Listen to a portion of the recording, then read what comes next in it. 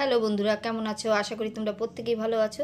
চলো আবার দুটো রেসিপি নিয়ে তোমাদের সামনে চলে আসলাম নতুন করে। পুরো ভিডিওটা দেখবে, স্কিপ করে কেউ বেরিয়ে যাবে না। চলো রেসিপি করছি, দেখা যাক। তো চলো বন্ধুরা, রেসিপিগুলো তোমাদের সাথে শেয়ার করে নিই। তো আলু, বেগুন, শিম দিয়ে বাটা মাছের ঝোল আর লাল শাক দেখছো, সব তোমাদেরকে দেখিয়ে নিলাম। এবার চলো রান্নাটার দিকেও দেখানো যাক। হাঁড়িতে চাল দিয়ে ভাত বসিয়ে দিচ্ছি, দেখেছো, চালের জল আর হাঁড়িতে সব বসানো। আর অন্যদিকে আমি কড়াই দিয়ে দিলাম গ্যাসে, পরিমাণ মতন সর্ষের তেল দিয়ে। তেল গরম হতেই আমি কালো জিরা ফোড়নে দিয়ে দিলাম, যেহেতু লাল শাক করব। তারপর লাল শাকগুলো কাঁচা লঙ্কা দিয়ে আমি কড়াইতে সব দিয়ে দিলাম।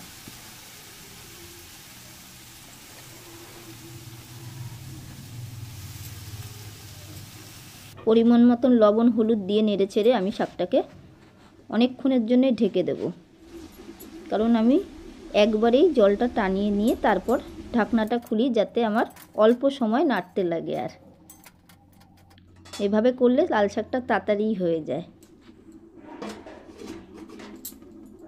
তারপর ঢাকনাটা খুললাম, দেখছো তো পুরো জল শুকিয়ে গেছে। আর লাল শাক কিন্তু আমার অনেকটাই সেদ্ধও হয়ে গেছে আর হয়েও গেছে। তো এভাবেই নাড়তে নাড়তে আমার লাল শাক কিন্তু তৈরি করা হয়ে গেল। তো আজকে লাল শাক কিন্তু আমার রেডি। তো দেখো, আমি একটা পাত্রে তুলে নিলাম।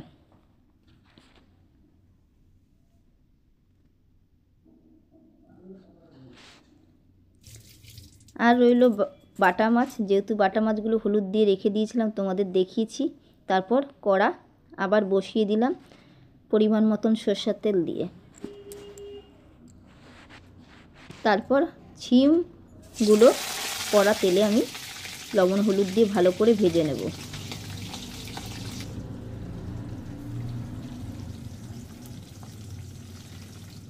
তোমরা ভিডিওগুলো ধৈর্য ধরে একটু দেখতে থাকো, অবশ্যই তোমাদের রান্নাগুলো ভালো লাগবে।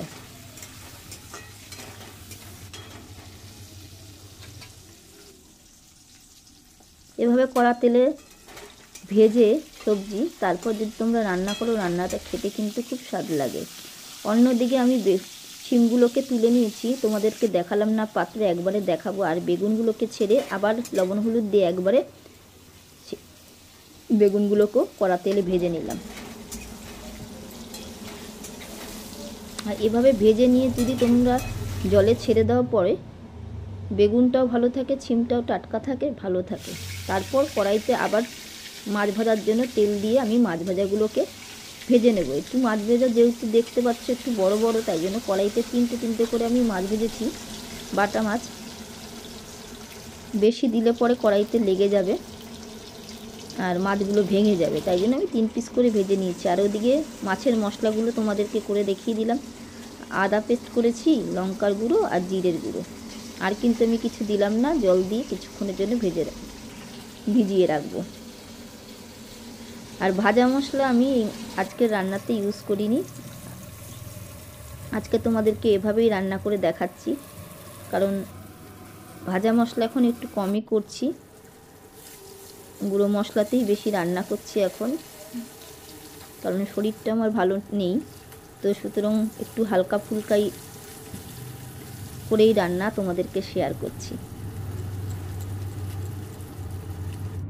তোমরা চাইলে জিরের গুঁড়ো লঙ্কার গুঁড়ো কিন্তু বেটে নিতে পারো। তো মাছ ভাজার সবজিগুলোকে তোমাদেরকে দেখিয়ে দিলাম। আর অন্যদিকে তেলের মধ্যে আমি 5 ফোড়ন ফোড়নে দিয়ে দিলাম, সঙ্গে সঙ্গে কেটে রাখা আলু আর কাঁচা লঙ্কাগুলো দিয়ে দিলাম।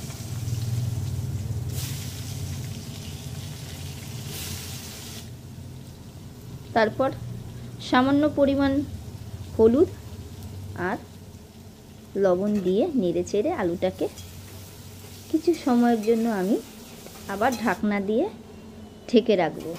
আর আমি কিন্তু খুব ঢাকনা দিয়ে ঢেকে ঢেকে রান্না করতে ভালোবাসি। আমি কিন্তু ঢাকনা ছাড়া রান্না খুব কম করি, অনেকেই আছে ঢাকনা ছাড়া রান্না করে।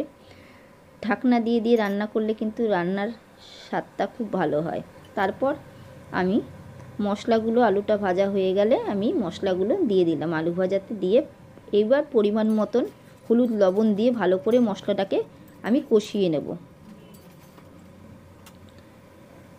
দেখছো মশলা কষানো হয়ে গেছে। তারপর আমি কড়াইতে যতটুক জল লাগবে আমি জল দিয়ে দিলাম। তোমাদের যেমন জল খাবে তোমরা সেরকম দেবে। আমি একটু বেশি করেই জল দিলাম। তারপর ভেজে রাখা ছিম আর আলুগুলোকে আমি সব দিয়ে দিলাম।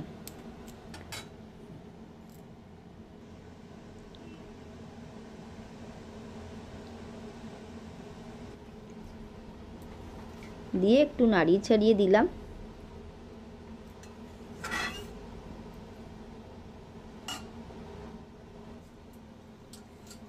ঝোল ফুটে গেলে আমি মাছগুলোকে দিয়ে নাড়িয়ে ছাড়িয়ে দেব। তো তোমাদের যদি আমার ভিডিওটাকে ভালো লেগে থাকে অবশ্যই একটা লাইক কমেন্ট শেয়ার করতে কিন্তু ভুলো না, আর আমার চ্যানেলটাকেও সাবস্ক্রাইব করে দিও। আশা করি আজকে তোমাদের মাছের ঝোল আর আমার লাল শাক ভিডিওটা ভালো লেগেছে, রেসিপিটা। তো আজকের জন্য আমার এটুকুই। আমার কিন্তু মাছের ঝোল করা রেডি হয়ে গেছে। তো এভাবেই তোমরা মাছের ঝোল করে দেখবে, অবশ্যই ভালো লাগবে। টাটা, বাই বাই, সবাই বন্ধুরা ভালো থেকো।